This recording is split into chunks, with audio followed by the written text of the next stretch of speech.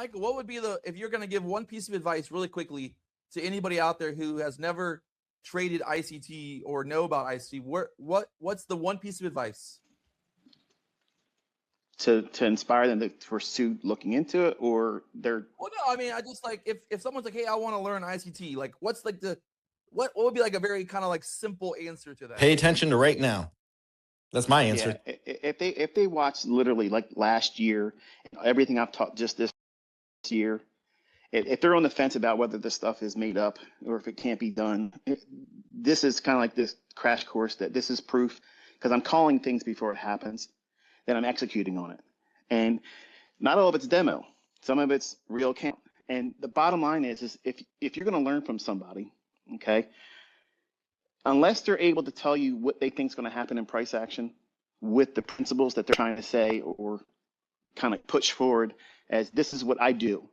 If they can't articulate using the same rules that they supposedly taught with, if they can't do that, there's probably a suspect person to listen to. So what I try to do is I give enough information so the rules are, you know what they are. You know, we're looking for a draw on liquidity. That's the first thing. The easiest one is relative equal high, relative equal low. Where you find them. I said it earlier. Session high, session low, previous day high and low, last 3 days high and low, last week high and low. If you just stick to those, you'll be fine. You'll never run out of setups. But then you have to know which one it's likely to go to. If you're heavy on the market and you think it's going to go lower, and the weekly chart and the daily chart suggests it's got reason to keep going lower because it's a low that it wants to go down to, or it's a gap down there it wants to get back to, I'm going to stick with the narrative that I'm going to look for low prices, and I'm going to look for something that warrants me getting in. And if you can start with just those principles, those ideas in the beginning, and don't try to do silver bullet trades, and don't try to do model 2022. You know, model 2022 is great, but you notice that the people that have made lots of money, millions of dollars, the highest paid out people in prop firm, traded my model 2022. They're on record. The prop firms confirm it. It's fact. I don't think that model 2022 is the best place to start, because there's things that are better understood for that model to work in your hands that comes through learning core content. So you got to be inspired to learn what it is I'm teaching. Because if you don't believe it, if you don't believe me, then don't go do something else. Because there's other people out there who have things that'll make you money. If you manage your money right, you can make money. You can flip a quarter and make money. But precision and consistency comes by way of knowing a lot of other things that support why price should do something. Going through core content, wonderful. Going through just the first 4 months of that in the playlist of 2016's playlist, just those 4 months, and it's not 4 videos, but it's 4 months of information. I'm convinced that if you just digested that and then plugged into the model 2022, then it'll work for you. But if you're just trying to do model 2022 playlist, I think it's like 40 videos, something like that. I don't know, to be honest, it's been a while. But if you just go into that, you're not going to have everything that you need. And if you have a couple losing trades because you don't know how to do it well yet, you'll talk yourself out of it. Whereas if you now understand liquidity, you understand about how, when you asked earlier, what's order flow? Simplest terms is this. If you think the market's going to go lower, try it. Okay, I'm not trying to say I'm your teacher, Pat, but just listen to what I'm going to say here. If you think, because I've watched a couple of your streams, and you think that it's going to go down to a particular level, or it's going to go up to a particular level. If you believe that, watch the candlesticks. It's not just the fair value gap.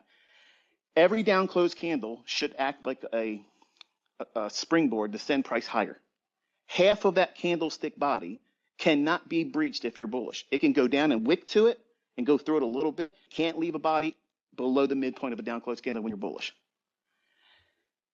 Yeah, I feel the same. When you see a wick, okay, that's on the high end of the candlestick and price is bullish and we're going back down to that previous wick, you want to be seeing only price action create the body or trade into the upper half of that wick.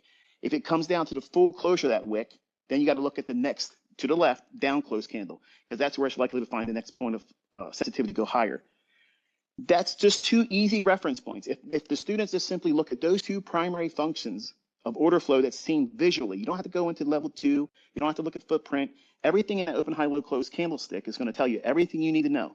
You don't have to worry about number crunching, find out where value high and low is, how many orders were bought at this particular price. That's bullshit. You're spending way too much time looking at information that has really no bearing on why price is going to stop and go higher.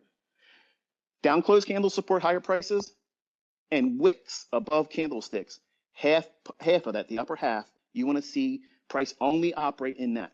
If those two things are happening and they leave fair value gaps slightly open when they form, because they can go back down into them, but not fully closed.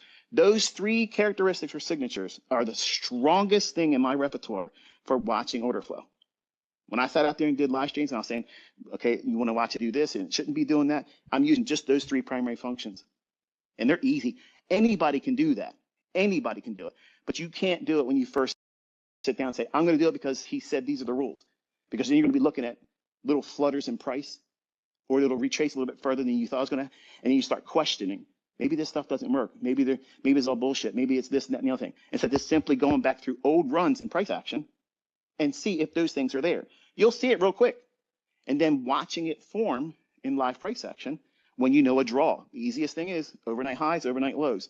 Simple. It's simple as shit. But nobody wants to do those simple things. They don't want that. They want max payout. They want all the attention around the shit they sell instead of just getting out there and trying to make money.